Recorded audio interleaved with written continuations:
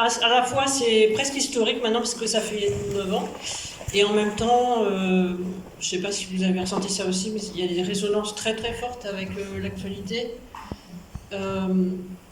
Bon, bien sûr, j'avais pas du tout prévu pour la sincérité américaine, quelle proportion ça pouvait prendre aujourd'hui. Mais c'est vrai que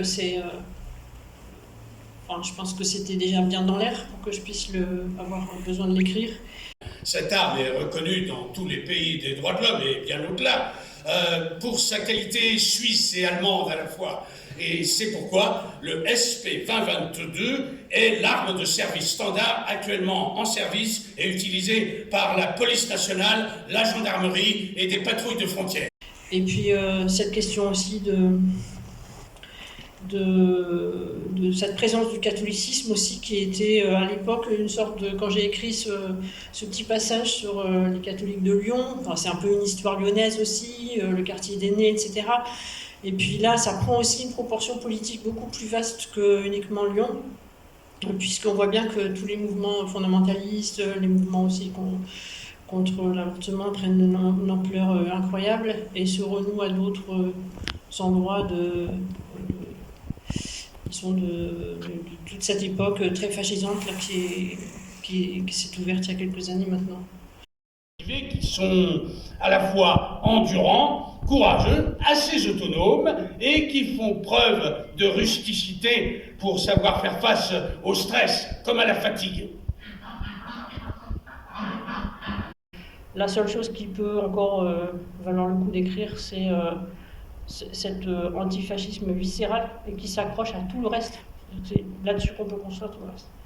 Et donc c'est pas du tout pour faire style ou je sais pas quoi, c'est vraiment une nécessité d'inscrire en fait aussi le rapport au capitalisme. Là, il y a bien sûr le travail, mais il y a aussi évidemment la consommation qui est là. Tout ça, c'est aussi, il faut comprendre ce que c'est que le fascisme et pouvoir avoir des armes contre ce langage-là pour pouvoir comprendre aussi tout le reste. Donc j'espère que la pièce, elle porte ça.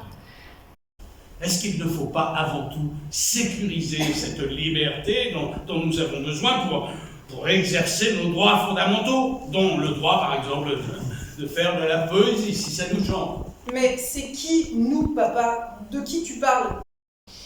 Et puis un autre aspect qui est pour moi essentiel dans la construction du roman, qui est super bien rendu là sur scène, c'est comment on réfléchit avec des livres. Il n'y a pas besoin d'avoir beaucoup de livres, mais quelques livres qui sont centraux et sur lesquels on revient sans cesse, et qui viennent sans cesse nourrir notre rapport au réel. Et donc on voit bien qu'il y a à la fois une perception de la ville, le personnage essaie de flâner, essaie de percevoir qu'est-ce qui fait la vie quotidienne quand on n'est pas pris par un travail et quand on est un peu comme ça flottant.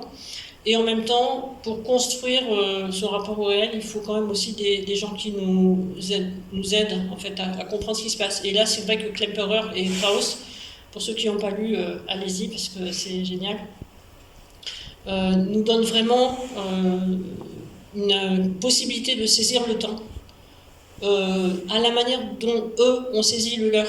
Donc c'est pas le même temps, mais ils nous apprennent, en fait, nous donnent des techniques d'analyse du langage, de compréhension du rapport entre dire et faire, entre la sincérité de la parole et puis la parole politique. La conscience, c'est pas forcément la sincérité, et la conscience, c'est pas non plus forcément la rhétorique.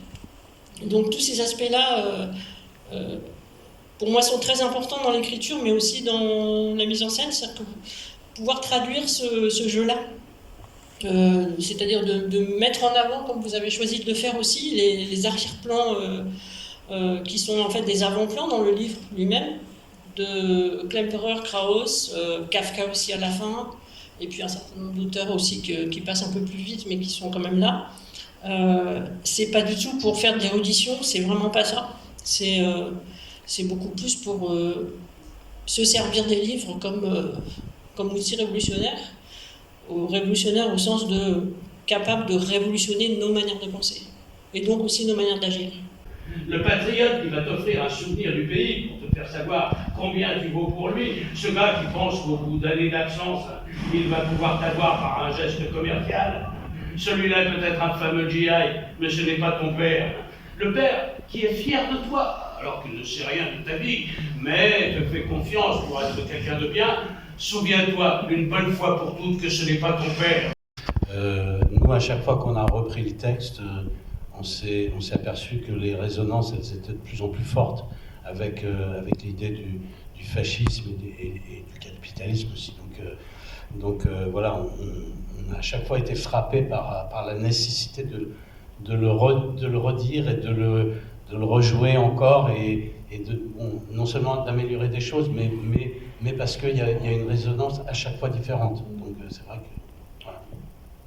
Après le rôle du père, je sais pas, moi je suis un peu tout seul dans le rôle du père parce que c'est pas forcément, enfin c'est pas ces idées-là que j'ai envie de défendre, bien évidemment, mais effectivement on sent qu'il y a vraiment un choc par rapport à la liberté de penser qui est effective par l'agissement de ce type de personnes ou de réactions ou de comportements.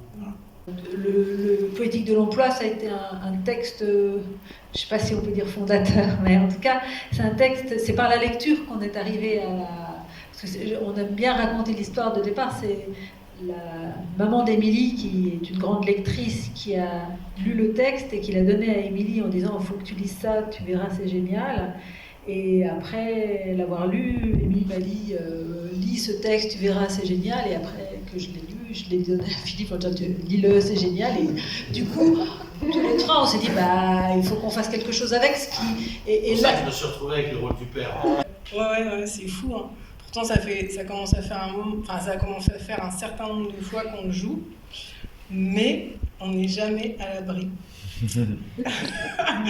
d'une petite échappée belle de ce texte, voilà, qui ne se laisse pas facilement attraper.